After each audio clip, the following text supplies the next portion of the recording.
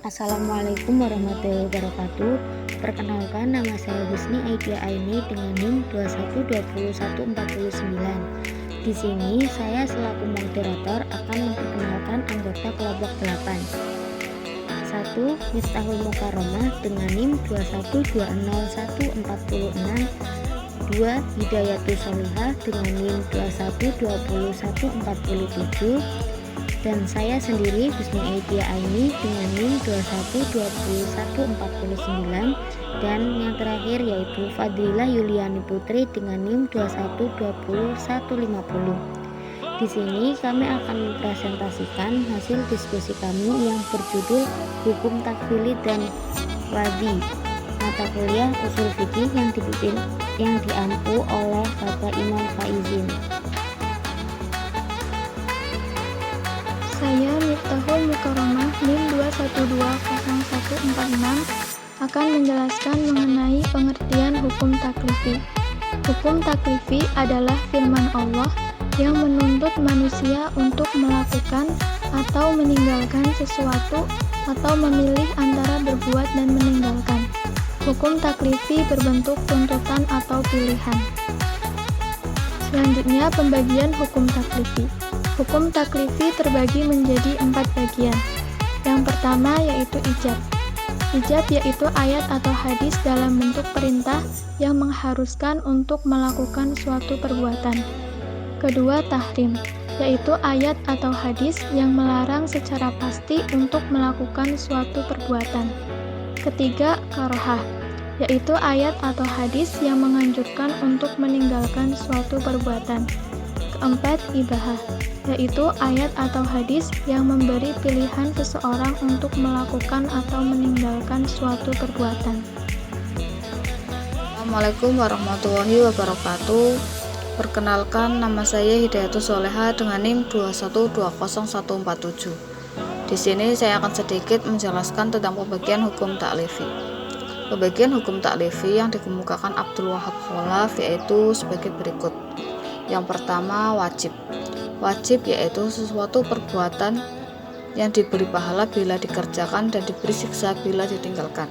Yang kedua, mandub. Mandub yaitu suatu perbuatan yang dikerjakan mendapat pahala dan bila ditinggalkan tidak mendapat siksa atau dosa. Yang ketiga, mubah. Mubah yaitu suatu perbuatan yang bila dikerjakan tidak mendapatkan pahala dan bila ditinggalkan tidak dikenakan sanksi. Yang keempat, makruh. Makruh yaitu suatu perbuatan yang terlarang bila ditinggalkan akan diberi pahala, tetapi bila diperbuat tidak akan dikenakan sanksi. Yang kelima yaitu haram. Haram yaitu suatu perbuatan yang dilarang, bila ditinggalkan akan diberi pahala dan apabila diperbuat dikenakan sanksi. Wajib dibagi menjadi beberapa hal, yaitu yang pertama, wajib dilihat dari segi tuntutannya, yaitu wajib muhayyar dan wajib muayyan. Yang kedua, wajib dilihat dari kadar dan bentuk tuntutannya, yaitu wajib muhaddad dan wajib ghairu muhaddad. Tiga, wajib dilihat dari segi orang yang mengerjakannya, yaitu wajib ain dan wajib kifayah. Yang keempat, wajib dilihat dari waktu mengerjakannya, yaitu wajib mutlak dan wajib muakkad. Yang kelima, wajib dilihat dari segi pelaksanaannya, yaitu ada dan i'adah. Assalamualaikum warahmatullahi wabarakatuh. Perkenalkan, nama saya Husni Aidia Aini, NIM 2120149. Di sini saya akan melanjutkan penjelasan yang sudah dijelaskan oleh Mbak Hidayatus Sholihah.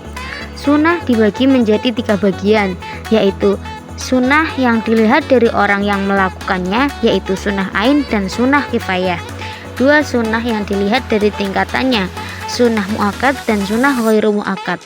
3 sunnah yang dilihat dari kesempurnaan melaksanaannya. Menurut mazhab Hanafi adalah bila perbuatan sudah dilakukan lalu terhenti sebelum sempurna, maka wajib mengqadha perbuatan tersebut. Sedangkan menurut mazhab Syafi'i adalah bila perbuatan sudah dilakukan lalu terhenti sebelum sempurna, maka boleh meneruskan perbuatan sunnah tersebut sampai selesai atau berhenti saja. Perbuatan haram dibagi menjadi dua, yaitu haram lidzati dan haram lighairi. Assalamualaikum warahmatullahi wabarakatuh. Perkenalkan, saya Fadilah Yulani Putri, NIM 2120150, akan sedikit menjelaskan tentang pengertian hukum wadi dan pembagian hukum wadi. Pengertian hukum wadi. Hukum wadi adalah firman Allah Subhanahu wa Ta'ala yang menuntut untuk menjadikan sesuatu sebagai sebab, syarat, atau penghalang dari sesuatu yang lain. Firman Allah menunjukkan atas kaitan sesuatu dengan hukum taklifi, baik bersifat sebagai sebab, syarat, atau penghalang. Di dalam hukum, ia disebut sebagai pertimbangan hukum. Selanjutnya, pembagian hukum wadi. Hukum wadi dibagi menjadi 3 bagian, yaitu yang pertama, sebab. Sebab adalah sesuatu yang terang dan tertentu yang dijadikan sebagai pangkal adanya hukum.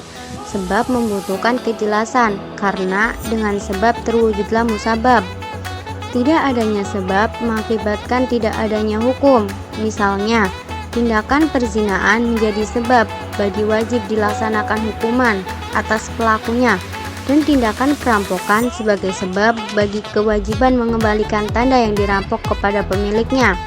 Yang kedua, syarat. Syarat yaitu sesuatu yang karenanya baru ada hukum, dan dengan tidak adanya tidak akan ada hukum atau masyrut. Keberadaan syarat adalah bukan hakikat masyrut, dan datangnya syarat lebih dahulu daripada masyrut. Misalnya, wudu menjadi syarat sahnya sholat, dan bila keadaan berwudu tidak memungkinkan atau darurat, diganti dengan tayamum. Yang ketiga, mani. Mani adalah suatu hal yang karena adanya menyebabkan tidak adanya hukum atau tidak adanya sebab bagi hukum. Misalnya, orang yang berlainan agama menjadi penghalang hukum pusaka mempusakai, yaitu najis yang terdapat dalam pakaian orang yang sedang sholat menjadi penghalang sahnya sholat.